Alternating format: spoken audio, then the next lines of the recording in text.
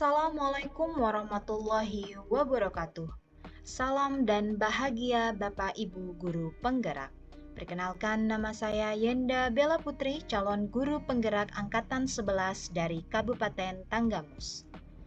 Pada kesempatan ini, saya akan memaparkan kesimpulan dan refleksi pemikiran Ki Hajar Dewantara, modul 1.1 koneksi antar materi. Pendidikan dan pengajaran tidaklah sama. Pengajaran adalah bagian dari pendidikan. Menurut Ki Hajar Dewantara, pengajaran adalah proses pendidikan dalam memberi ilmu untuk kecakapan hidup anak secara lahir dan batin. Sedangkan pendidikan pada hakikatnya adalah menuntun atau memberi tuntunan terhadap segala kekuatan kodrat yang dimiliki anak agar bisa mencapai keselamatan dan kebahagiaan setinggi-tingginya, baik sebagai manusia maupun sebagai anggota masyarakat. Pendidikan menciptakan ruang bagi murid untuk bertumbuh secara utuh agar mampu memuliakan dirinya dan orang lain serta menjadi mandiri.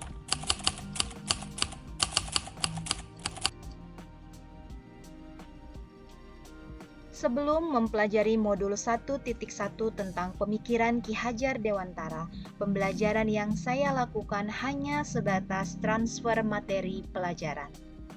Saya menganggap ketuntasan dalam penyampaian materi lebih penting daripada memahami karakteristik murid.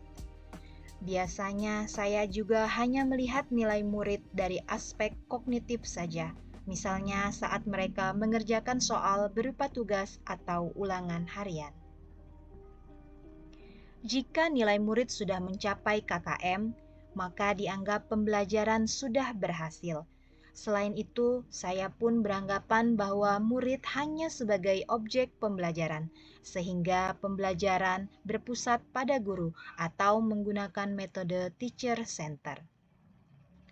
Sebelumnya saya tidak mempedulikan apakah murid benar-benar paham, karena fokus saya lebih ke ketercapaian materi, mengingat materi yang saya ajar cukup padat di setiap semesternya. Saya hanya meminta murid untuk menghafal materi. Saya juga sering merasa gagal atau mengeluh jika banyak murid yang tidak tuntas setelah melakukan evaluasi.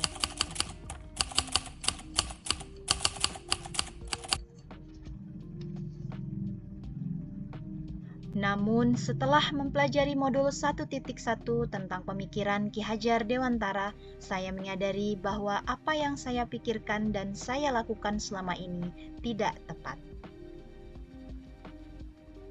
Seharusnya saya melakukan proses pembelajaran secara menyeluruh, bukan hanya aspek kognitif saja, namun juga afektif, psikomotor, spiritual, sosial, dan budaya. Murid bukan sebagai objek pembelajaran, melainkan subjek pembelajaran. Artinya, murid memiliki kebebasan berekspresi, mengemukakan pendapat, berkreasi sesuai dengan metode ataupun model pembelajaran dan media yang tepat.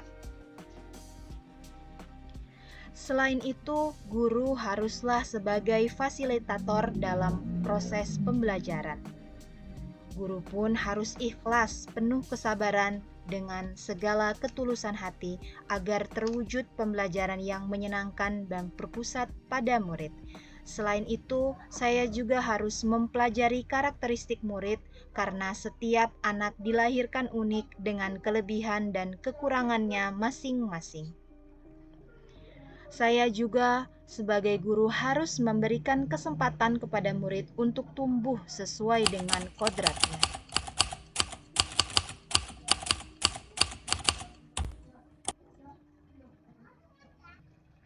Yang dapat segera saya terapkan dalam pembelajaran di kelas antara lain, merancang pembelajaran yang interaktif dan menyenangkan dengan melibatkan murid sesuai metode student center. Saya pun akan menerapkan pembelajaran abad 21, yaitu berpikir kritis, kreatif, komunikasi, dan kolaborasi dengan berpegang teguh dengan konsep memerdekakan anak. Pembelajaran tidak lagi menuntut, tapi menuntun. Karena tugas guru adalah memberi tuntunan atau arahan baik kepada murid, berusaha menjadi teladan bagi murid baik dalam perkataan maupun perbuatan. Saya pun akan mengenali karakter dan latar belakang murid dengan menjalin komunikasi yang baik. Demikianlah video pemaparan dari saya. Semoga dapat menginspirasi bagi Bapak Ibu pejuang pendidikan. Salam dan bahagia Bapak Ibu guru penggerak. Wassalamualaikum warahmatullahi wabarakatuh.